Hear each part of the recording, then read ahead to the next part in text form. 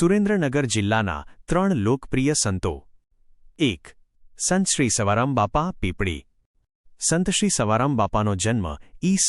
1917માં પાટડી તાલુકાના પીપળી ગામે પ્રજાપતિ સમાજમાં થયો હતો.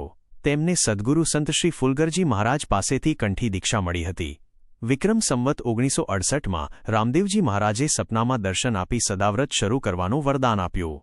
આજે પણ પીપળી ગામે અખંડ સદાવ્રત ચાલી રહ્યું છે. વિક્રમ સંવત 2017માં બાપાએ દેહત્યાગ કર્યો. 2. શ્રી લાલજી મહારાજ સાયલા. સંત શ્રી લાલજી મહારાજનો જન્મ વાંકાનેર પંથકના સિંધાવદર ગામે થયો હતો. લોકવાયકા મુજબ તેઓ નરસિંહ મહેતાનો અવતાર હતા.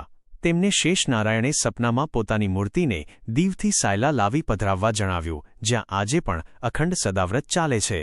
રાધનપુરના રાજવી જોરાવર ખાન પણ તેમના પરમ શિષ્ય હતા. 3.